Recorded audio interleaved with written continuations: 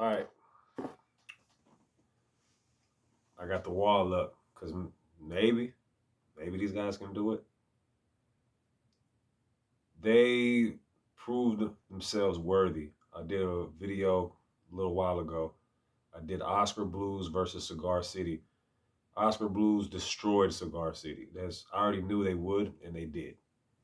So came across something that don't know why I've never reviewed this. I've always seen this. I just for whatever reason didn't grab it.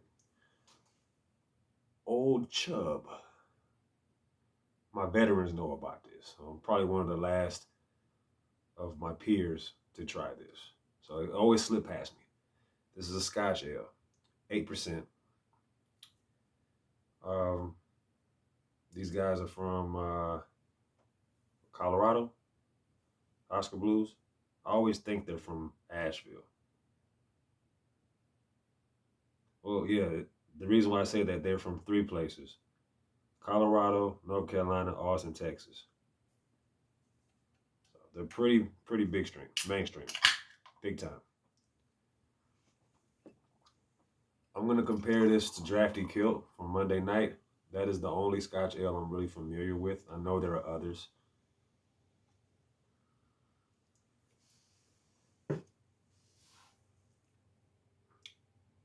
Wow,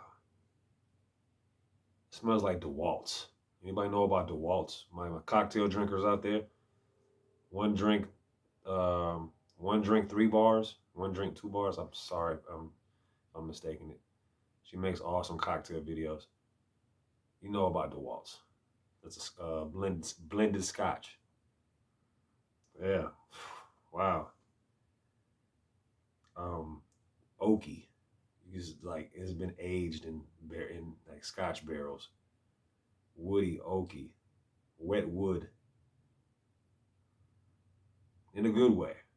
Last time I said that, I saw the comments. People say wet wood doesn't sound appealing. Maybe wet wood with honey poured on top. Doesn't sound much better either, but you get what I'm saying.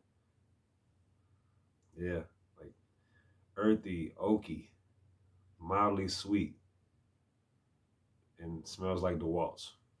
Cheers. Oh yeah, it's a sipper. That's good, but not crushable. They're not hiding the ABV at all. Almost gave me that sour face. That's last review I did was a sour that kept made me twitch. Thinking about it, just wow, that was so sour.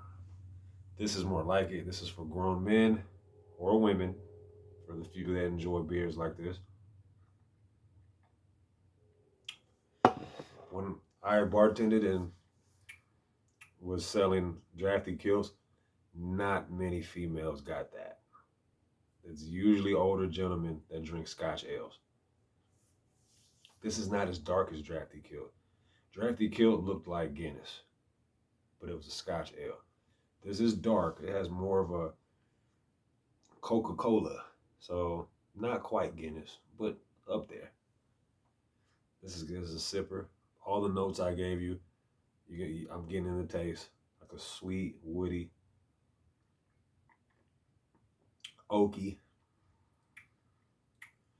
roasted malts, roasted chestnuts, light caramel notes. Hey, I'm getting good at this. Yeah, this is official. Oscar Blues, man.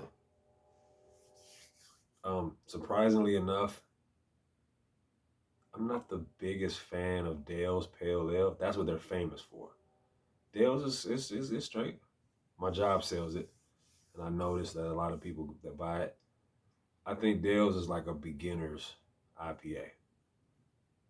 It's it's not for guys like me who've had thousands of beers. So to me, it's an afterthought.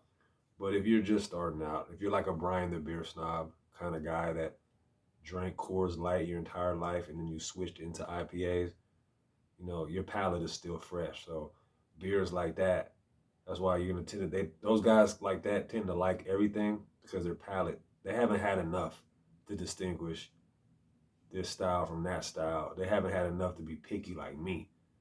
I'm very, very, you gotta understand, just from bartending and visiting breweries and beer reps giving me samples of beers. I've had samples of beers that didn't even make it to the shelves. Because when you're dealing with beer reps, they have experimental beers that they like, okay, we want to see what kind of response we get from the restaurants. You know what I mean? It's just that's how these beer reps, these breweries even put their beer out. It's kind of like a rapper.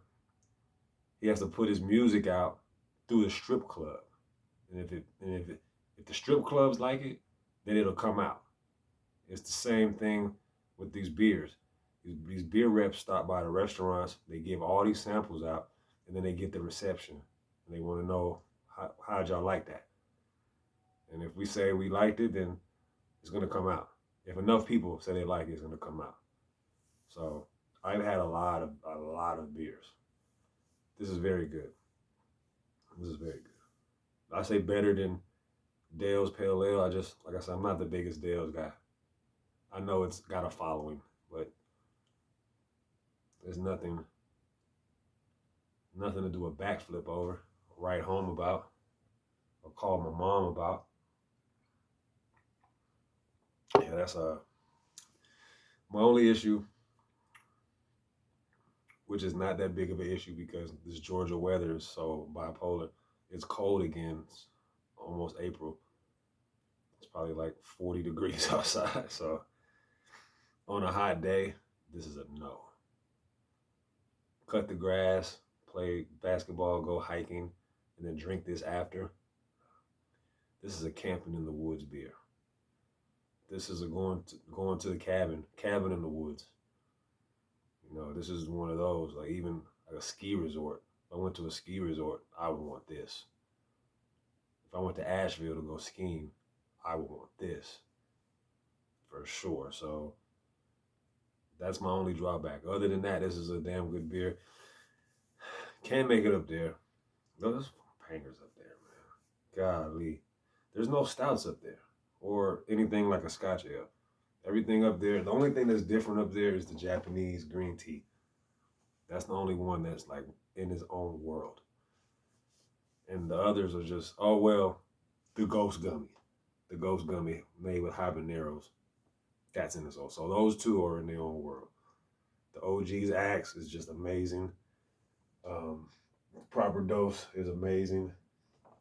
The Mortalis, that's amazing. Got a couple others in the back. The Strawberry Froyo was actually amazing. So you got some bangers. This is good. Appreciate you guys stopping by. Cheers.